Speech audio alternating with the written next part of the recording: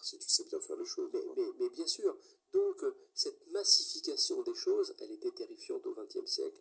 Et aujourd'hui, pourquoi je milite pour l'artisanat de haut niveau, pourquoi je défends cela?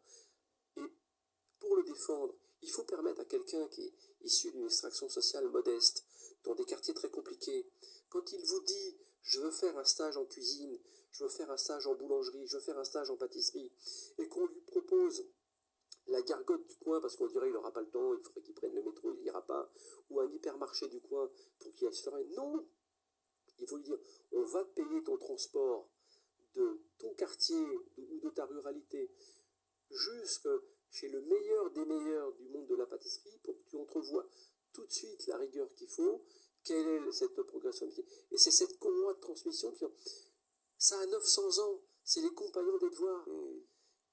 Les compagnons des devoirs sortaient de leur extraction sociale des futurs ouvriers qualifiés pour dresser des cathédrales ou autre chose, et ils arrivaient à les extraire, à les faire monter en compétences, à les instruire pour être des hommes libres. C'était interdit par la monarchie et très contrôlé par la Révolution, parce qu'on considérait que c'était des sociétés secrètes, et c'était des sociétés secrètes et ésotériques, mais elles allaient chercher dans le peuple une capacité à pouvoir extraire ces personnes pour devenir tailleurs de pierre, cordiers, charpentiers, etc.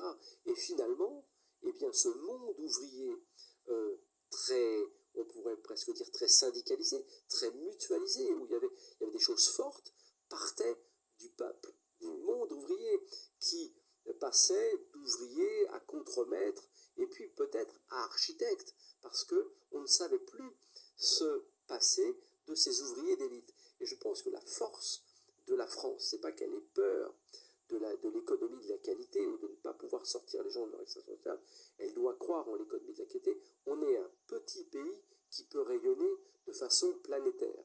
Moi, ce qui m'intéresse, et je ne suis pas un fan des Fashion Week, mais dans les Fashion Week, c'est de voir le monde entier débarquer. Vous allez me dire les bonnes meufs, mais non. Non, et le monde